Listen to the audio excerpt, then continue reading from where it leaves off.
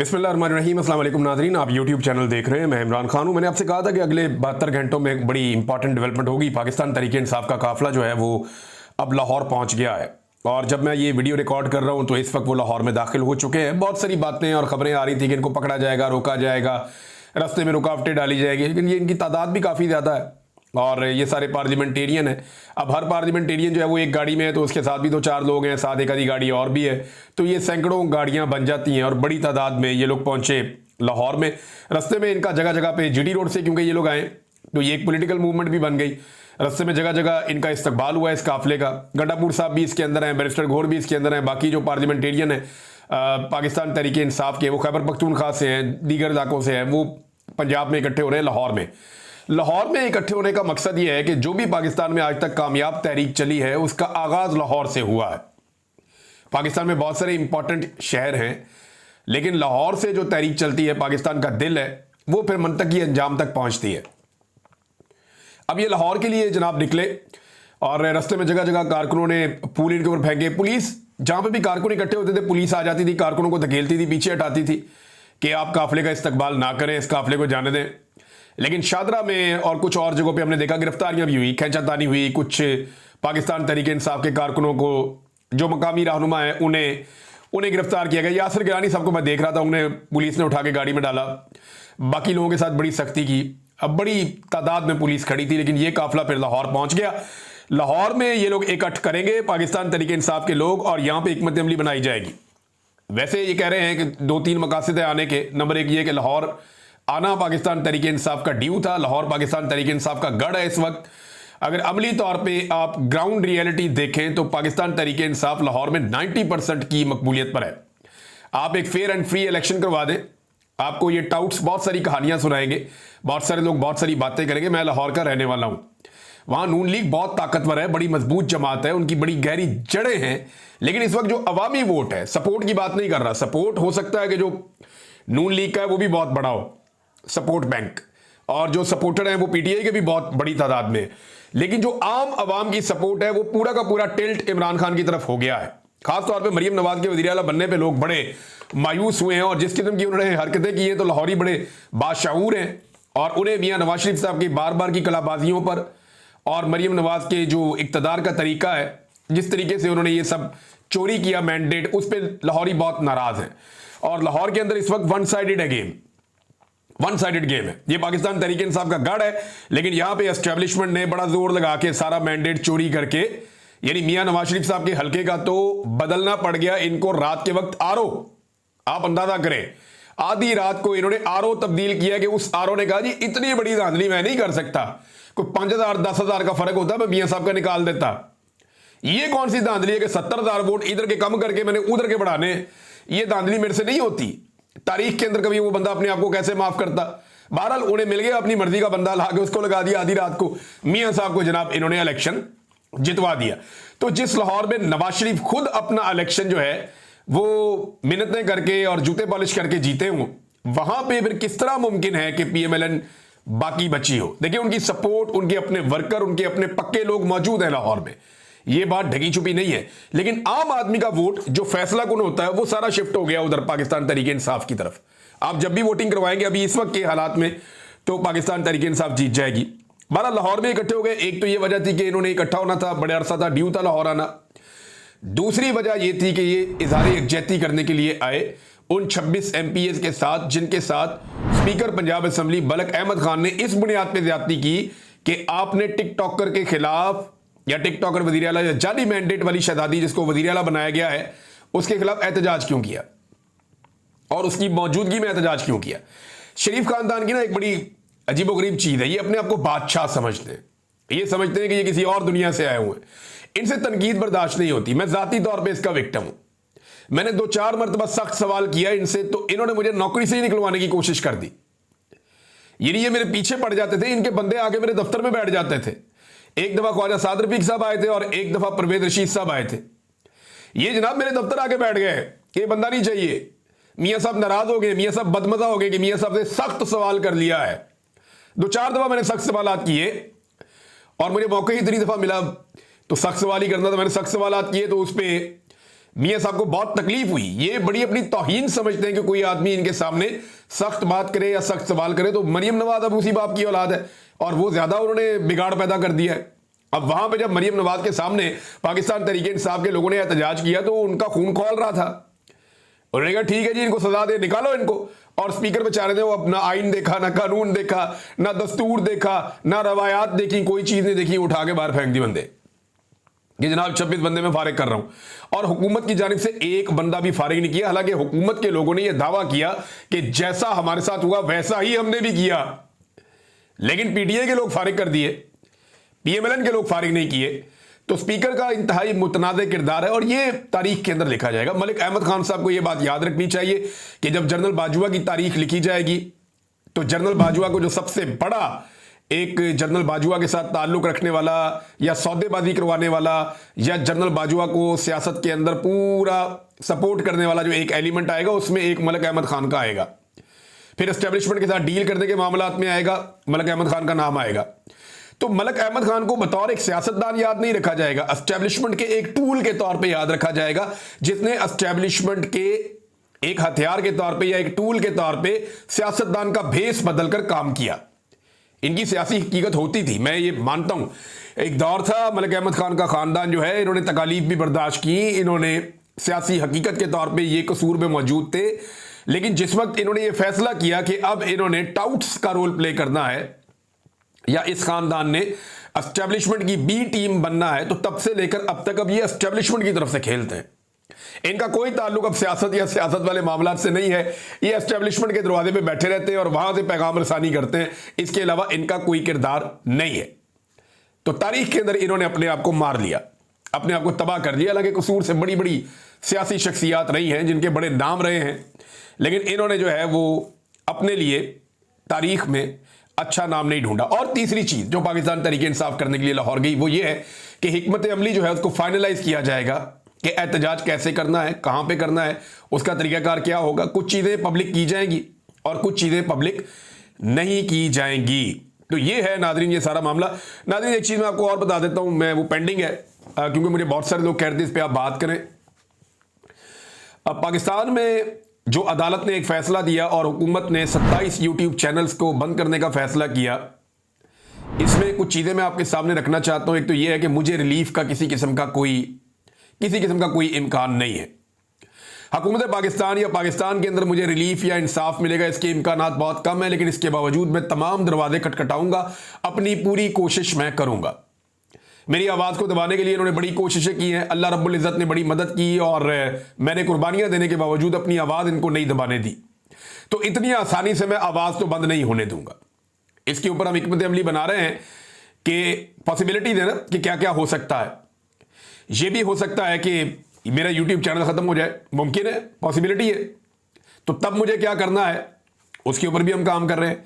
In case Pakistan में बंद कर दिया जाता है तो तब क्या करना है उसके ऊपर भी हम काम कर रहे हैं। पाकिस्तान में तो वैसे ही बंद है, इन्होंने फायरवॉल लगाई हुई है और बड़ी मुश्किल से लोग उसको देख पाते हैं।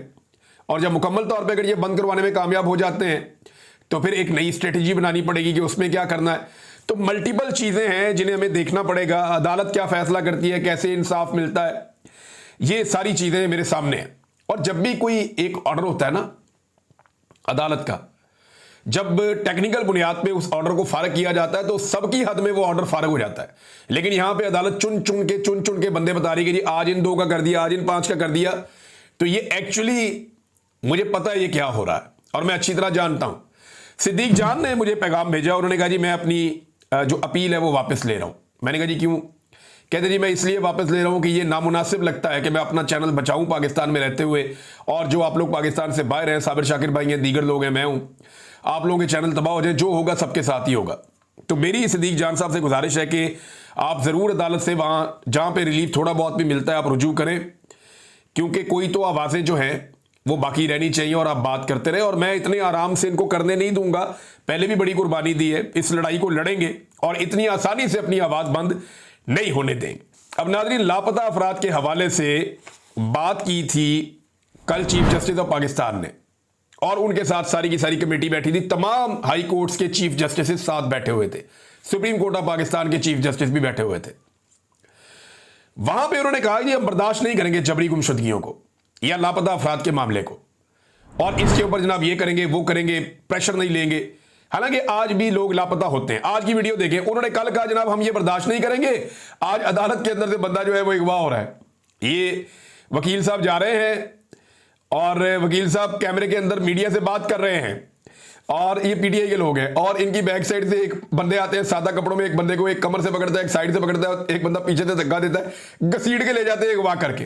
अंदाजा करें आप, यानी सरेआम अदालत के अंदर से बंदा अगवा हो रहा है। कल चीफ जस्टिस ऑफ पाकिस्तान कह रहा है कि मैं जबरी तौर पे गुमशुदगियां लापता लोगों को नहीं होने दूंगा, और आज देखिए अब जबरी तौर पे सादा कपड़ों में लोग, ना कोई वारंट, ना कोई कागज, ना कोई पत्थर, ना दिखाया, ना अपनी शिनाख्त करवाई, ना ये बताया तुम्हारा जुर्म क्या है, बंदा पकड़ा, घसीटा, गाड़ी में डाला, ओ गए कैमरों के सामने अदालत के अंदर।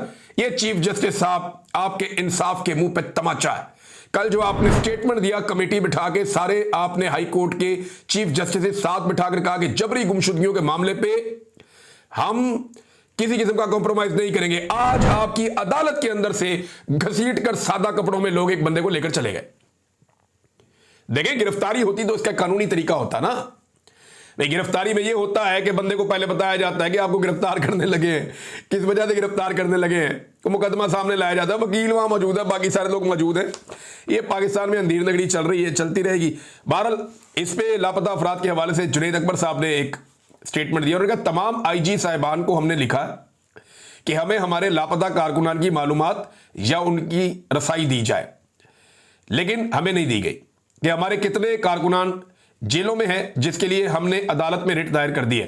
यानी इनके बहुत सारे हजारों लोग गिरफ्तार हो गए थे, तो तहरीक इंसाफ लिस्टें जारी करती थी कि हमारे अब 50 लोग जो हैं अब तक लापता हैं। आखिरी जो इन्होंने लिस्ट जारी की थी उसमें 30 से ज्यादा लोग लापता थे तहरीक इंसाफ के 26 नवंबर के बाद। उसके बाद से तहरीक इंसाफ चुप है, किसी ने कोई बात ही नहीं की। इमरान खान साहब कहते थे ये जो लापता अफराद है इनके हवाले से अदालतों में जाकर रिट करो। जुनैद अकबर कह रहे हैं कि हमने जनाब IG को भी लिखा है, अदालत में भी रिट की हुई है, हमारे बंदों का कोई पता नहीं चल रहा। तो चीफ जस्टिस ऑफ पाकिस्तान ये बंदे ही आप बरामद करवा दें। आपके हाई कोर्ट के तमाम चीफ जस्टिस बैठे हुए थे, वो करवा दें बरामद। पूछ लें उन इदारों से जो उठाकर ले जाते हैं बंदों को, या ढूंढ कर दें कि ये बंदे कहां गए, जिंदा भी हैं या नहीं है। बहरहाल ये पाकिस्तान तहरीक इंसाफ के कारकुन हैं, तो इसलिए इनके लिए इस वक्त पाकिस्तान की अदलिया के दरवाजे बंद हैं और किसी किस्म का इंसाफ इनको नहीं मिलता।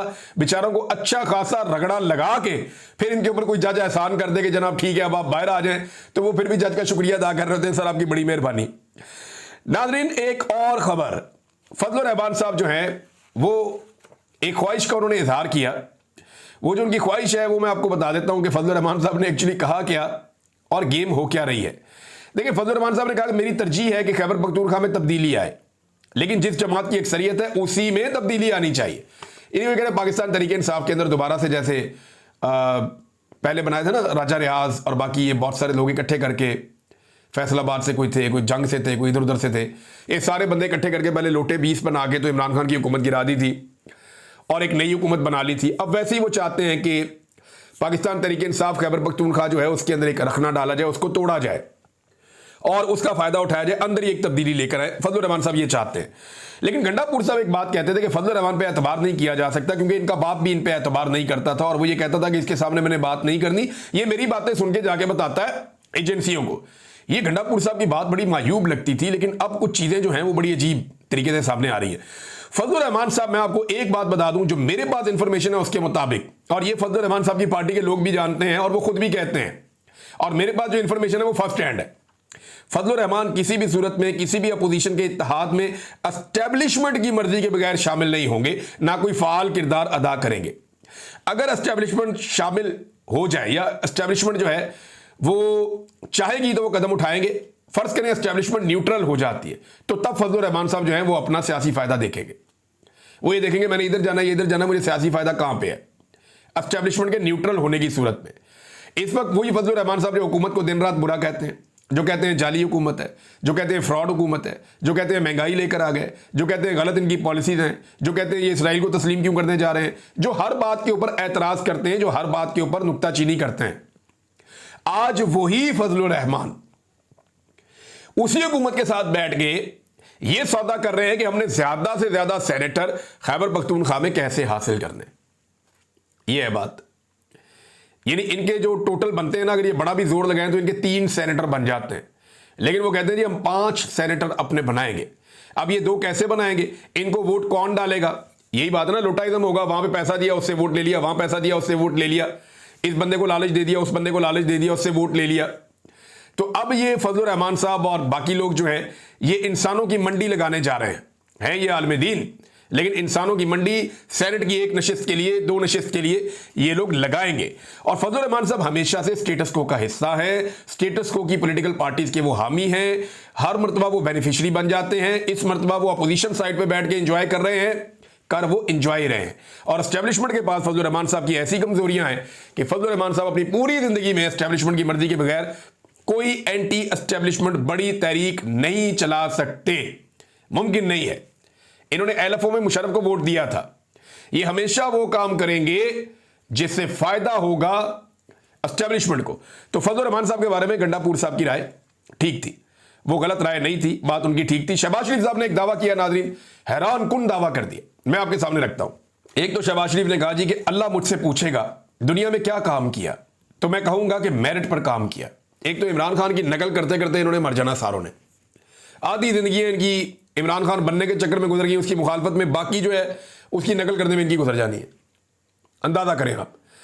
ये इमरान खान कहता था कि मुझसे मेरा अल्लाह पूछेगा तो मैं उसे क्या जवाब दूंगा। आज ये उसकी नकल उतार रहे हैं। अल्लाह मुझसे, पहले ये भुट्टो की नकल उतारते थे, अब ये इमरान खान की नकल उतारते हैं। अल्लाह मुझसे पूछेगा दुनिया में क्या काम किया, तो मैं कहूंगा कि मेरिट पर काम किया। मियां साहब आपका अपना वजूद मेरिट के खिलाफ है। 17 सीटों के ऊपर आपको लाकर वजीर आजम बना दिया, ये कौन सा मेरिट है? जबरदस्ती आपको, आपके बेटे को, आपकी भतीजी को, आपके भाई को, सारों को जाली इलेक्शन जितवाया गया, ये कहां का मेरिट है? आपका वजूद मेरिट के खिलाफ है। आप लोग खुद मेरिट की नफी है, आपके मुंह से तो मेरिट का लफ्ज ही अच्छा नहीं लगता। आपने उठा के सारे रिटायर और हाजिर सर्विस जर्नलों को बड़े बड़े ओहदों के ऊपर बिठा दिया है, ये मेरिट है? और भाई जो लोग सिविलियन हैं, जो ट्रेंड है इस काम के लिए, जिन्होंने तालीम हासिल की इस काम के लिए, उनको हटा के आप यूनिफॉर्म वाले लोगों को ला कर बिठा रहे सिर्फ इसलिए कि आपने बूट पॉलिश करनी है, ये मेरिट है आपका? यानी ये तो मेरिट नहीं हो सकता, सवाल ही पैदा नहीं होता कि ये मेरिट हो। आपने DGISI को स्टेटस दे दिया अपनी काबीना के अंदर, ये पहली दफा आपने किया, ये मेरिट है आपका? आपने वजीरों की एक फौज बना दी है, ये मेरिट है आपका? यानी ये मेरिट कोई नहीं है, ये सिर्फ आप 2 नंबरी कर रहे हैं मियां साहब। और मियां साहब का अगला स्टेटमेंट है, वो कहते हैं जी मैंने मुश्किल हालात में हुकूमत संभाली थी। 2023 में अक्सर लोगों का ख्याल था कि मुल्क दिवालिया हो जाएगा, लेकिन मुझे यकीन था कि दिवालिया नहीं होगा। देखिए, एक तो मुश्किल हालात में आपने हुकूमत नहीं संभाली, आपके लिए हालात बहुत मुश्किल थे, अवाम आपसे नाराज थी, ये मुश्किल थी। लेकिन एक बात आपने ठीक की है कि 2023 में लोगों का ख्याल था कि मुल्क दिवालिया हो जाएगा, और सबसे बड़ा ख्याल ख्वाजा आसिफ का था और आप लोगों का अपना था, और हम वो रिपोर्ट कर रहे थे। 2022 में किसी का ख्याल नहीं था कि ये मुल्क दिवालिया हो जाएगा, क्योंकि जब इमरान खान वजीर आजम था तो आप एक मुझे कोई लाकर दिखाएं चीज या डाटा या कुछ जिसमें कोई ये आगाह किया गया हो या इस खदशे का इजहार किया गया हो या किसी वजीर ने यह कहा हो कि यह मुल्क दिवालिया होने जा रहा है। एक बंदा नहीं कह रहा था, मीडिया भी नहीं कह रहा था, कोई नहीं कह रहा था इमरान खान के दौर में कि मुल्क दिवालिया होने जा रहा है। 2022 में इमरान खान की हुकूमत के गिरने के वक्त तक कोई नहीं कह रहा था कि मुल्क दिवालिया होने जा रहा है। आप इक्तदार में आए, आपने इकोनॉमी का बेड़ा गर्क किया, लोग आपके खिलाफ हो गए, आपने गलत फैसले किए, उनके नतीजे में 2023 में जाके 1 साल के अंदर आपने वो तबाहियां फेरी कि मुल्क दिवालिया होने लगा था। फिर आपने इसका हल क्या निकाला? आपने अवाम का दिवालिया निकाल दिया, अवाम का जो आपने खून निचोड़ लिया, और वो पैसा इकट्ठा करके आपने दुनिया को बताया हम दिवालिया नहीं हो रहे। आज पाकिस्तान की अवाम जो है ना, आधी अवाम पाकिस्तान की गुर्बत की लकीर से नीचे जा रही है। ये बेड़ा गर्क आपने किया इस मुल्क का। पाकिस्तान को लाखों लोग, 30 लाख लोग पाकिस्तान को आपके आने के बाद से पाकिस्तान को छोड़कर चले गए। सरमायाकार बड़ी तादाद में, लाखों की तादाद में पाकिस्तान को छोड़कर चले गए। लोग पाकिस्तान से सरमाया निकाल कर लेकर जा रहे हैं। 50 साल की कम तरीन सरमायाकारी आपके दौरे हुकूमत में हुई है। कोई पाकिस्तान में पैसा लगाने के लिए तैयार नहीं है। दहशतगर्दी कहां से कहां पहुंच गई है। बेड़ा गर्क कर दिया आपने इदारों का, अदालतों का, पार्लियामेंट का, हर चीज का। और आप ये कह रहे हैं कि आपने मुल्क को दिवालिया से बचा दिया। आप इखलाकी दिवालियापन का शिकार है और आपने पूरे पाकिस्तान की आवाम को दिवालिया कर दिया है। सिर्फ आपने एक काम किया कि लोगों से निचोड़ के पैसा इकट्ठा किया, और अब आप साबित कर रहे हैं कि दिवालिया नहीं हुआ। वो करने भी आप ही आए थे, कर भी आप ही रहे थे और बचाया पाकिस्तान की आवाम ने है। आवाम ने कीमत चुकाई है दिवालिया से बचने की। आपकी तो फैक्ट्रियां चल रही हैं, आपके बच्चों के तो काम चल रहे हैं, आपके तो ठेके बांटे जा रहे हैं, आपके मामला तो आज भी कंट्रोल्ड है। पाकिस्तान के बाहर अंदर हर तरफ आपकी चीजें, आपकी तो मौजें ही मौजें हैं। इलाज आज भी आप लोग पाकिस्तान से बाहर जाके करवाते हैं। आपके स्विमिंग पूल में तो गर्म पानी मौजूद होता है नहाने के लिए। आप तो एक लग्जरी लाइफ गुजार रहे हैं। आम आदमी से पूछे जिसने ये दिवालियापन बर्दाश्त किया है और जिसकी अपनी पसली टूट गई है पाकिस्तान को संभालते संभालते, और ये आप लोगों ने किया। ये लोग नाजरीन पाकिस्तानियों को ना जख्म देते हैं और जख्म देने के बाद ना उनके ऊपर नमक छिड़कते हैं। ये मरियम नवाज का एक स्टेटमेंट आया हुआ है, ये स्टेटमेंट आप देखें। उम्मीद है कि पंजाब का हर किसान खुश और खुशहाल होगा। यार ये स्टेटमेंट है देने वाला। पहले किसान की कमर तोड़ दी, गन्ने के किसान का बेड़ा गर्क किया, गंदम के किसान का बेड़ा गर्क किया इन्होंने। किसानों की कोई यानी कपास, इन्होंने तारीखी सतह पे कपास नीचे चली गई है। पूरी की पूरी किसान की मईशत तबाह कर दी है। किसान एहतजाज करने के भी बेचारे काबिल नहीं रहे कि वो डीजल डाल के गाड़ियों में एहतजाज करने के लिए लाहौर आ जाए। कई लोगों ने अपनी फसलों के ऊपर हल चलाए हैं, ऐसा भी हुआ है। किसान का बेड़ा गर्क करके उसको मुकम्मल तौर पे तबाह करके ये खातून कह रही है कि उम्मीद है कि पाकिस्तान का हर किसान खुश और खुशहाल होगा। हद नहीं हो गई। अब ये किसान को थोड़े थोड़े पैसे बांटेंगे कि आओ खैरात पे लग जाओ तुम भी। तुम्हें कोई हक नहीं है कि तुम अपनी मेहनत करके कमाओ और मेहनत से पैसा बनाओ और तुम्हारी सब्जी, तुम्हारा अनाज मार्केट में जाके बिके और तुम उसके जरिए से खुशहाल हो जाओ। ये तुम्हें कोई हक नहीं है। हमने खुशहाल करना है गैर मुल्की किसान को जिसकी गंदम हमने इंपोर्ट करनी है। हमने गैर मुल्कियों को खुश करना है, हमने ताजर को खुश करना है, हमने मिडल मैन को खुश करना है, हमने किसान को खुश नहीं रहने देना। किसान की गंदम पड़ी रही, खरीदने वाला ही कोई नहीं था। वो बेचारे ने नुकसान के अंदर गंदम बेची है, ये कह रहे हैं जी खुशहाल हो गया किसान। ये पहले जख्म देते हैं, उसके बाद नमक छिड़कते हैं। ये इनका तरीका वारदात है और ये भीख पे लगाना चाहते हैं सारी कौम को। किसान तो हमेशा से खुद कफील है, लेकिन आप लोगों ने किसान को दीवार के साथ लगा दिया। एक अतर मन अल्लाह साहब का नाज़रीन स्टेटमेंट है और अतर मन अल्लाह साहब ये कहते हैं कि ताकतवर तबका पुलिस को कंट्रोल कर रहा है, जबकि कानून के मुताबिक पुलिस को आज़ाद और गैर जानिबदार होना चाहिए। बात बिल्कुल ठीक है, लेकिन अतर मन अल्लाह साहब, मैं एक बड़े ताकतवर आदमी के साथ एक दिन बैठा था, उनसे मैं बात कर रहा था, डिस्कशन हो रही थी, तो उन्होंने मुझे कहा कि हम कंट्रोल करते हैं पूरे निज़ाम को पुलिस के ज़रिए से, यानी हमारे 90% काम हम पुलिस से लेते हैं। क्योंकि मैंने सवाल किया था कि कराची में आपने पुलिस के सामने सरेंडर कर दिया जब पुलिस ने छुट्टियां लेना शुरू कर दी। वो कैप्टन सफदर वाला वाकया आपको याद होगा, कायद आज़म के मज़ार के ऊपर इसने उछल कूद की थी, उसके बाद कैप्टन सफदर को गिरफ्तार कर लिया गया था और कैप्टन सफदर की गिरफ्तारी के अंदर एक दरवाज़ा तोड़ा गया था होटल का, मरियम नवाज जहाँ पर ठहरी हुई थी।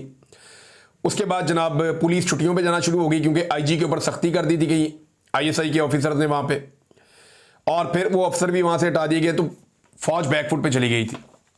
तो मुझे उस ऑफिसर ने कहा जी हम अपने 90% गंदे काम जो हैं या अपने जो मामला हैं वो पुलिस से करवाते हैं, और पुलिस अगर हमारा साथ ना दे तो हमारे हाथ पांव फूल जाते हैं। और यही हुआ था कि जनरल बाजवा को वो फैसला लेना पड़ा और बैकफुट पे जाना पड़ा। ये मुझे अच्छी तरह याद है। बहरहाल ये क्योंकि एक वाकया था मुझे याद था। अब तक के लिए इतने अपना ख्याल रखिएगा, अपने चैनल का भी अल्लाह हाफ़िज़।